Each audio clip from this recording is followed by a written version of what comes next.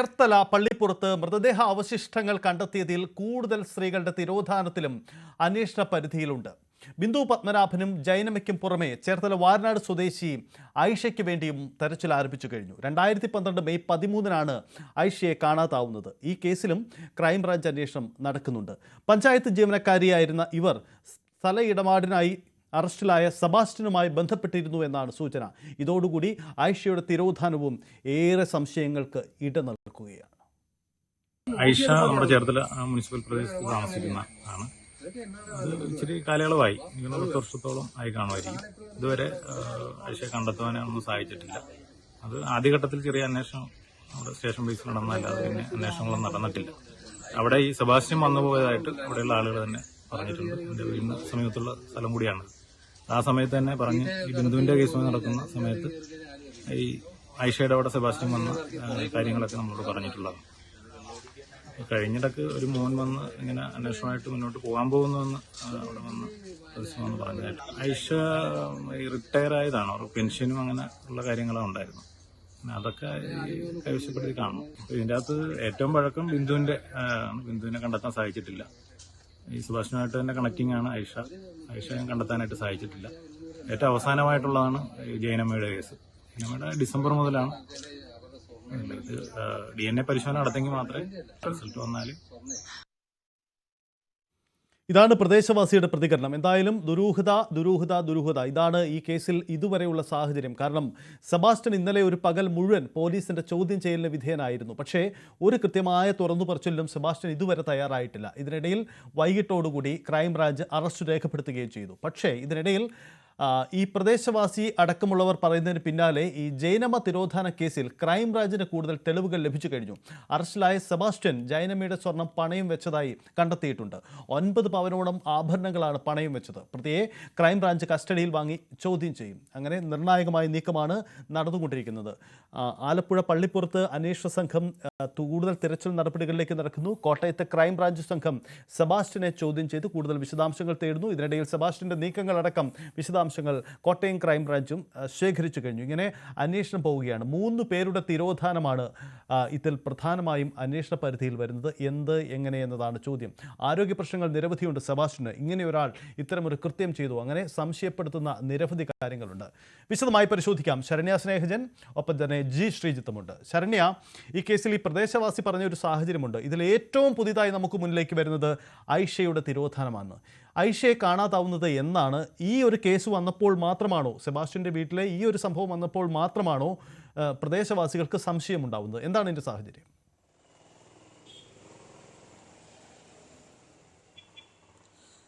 സജിത്ത്, നിരവധി ദുരൂഹതകൾ നിറഞ്ഞ ഒരു കേസാണ് ഈ പള്ളിപ്പുറത്ത് ജൈനമ്മയുമായി ബന്ധപ്പെട്ട് ഇപ്പോൾ സെബാസ്റ്റ്യന്റെ പുരയിടത്തിൽ മൃതദേഹ അവശിഷ്ടങ്ങൾ കണ്ടെത്തിയ സംഭവം എന്നുള്ളതാണ്.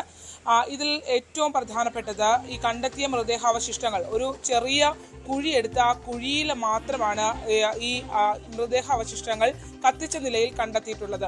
അങ്ങനെ കണ്ടെത്തിയിട്ടുള്ള ഈ മൃതദേഹാവശിഷ്ടം അത് ആരുടേതാണ്? അതായത് അവിടെ ഒരു മൃതദേഹം പൂർണ്ണമായി കൊണ്ടുവന്ന് കത്തിച്ച ഒരു ലക്ഷണം ഇല്ല എന്നുള്ളതാണ്.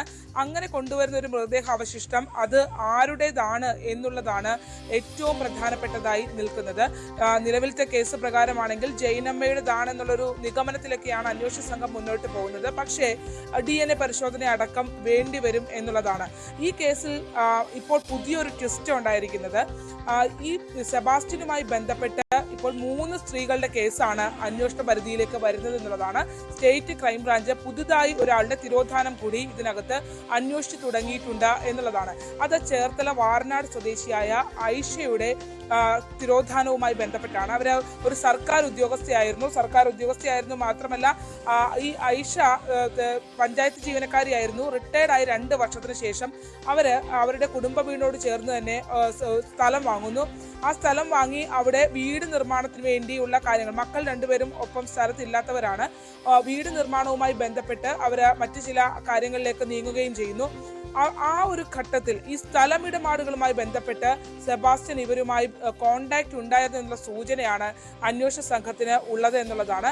അതാണ് അന്വേഷണ സംഘം ഇപ്പോൾ വെരിഫൈ ചെയ്തുകൊണ്ടിരിക്കുന്നത്.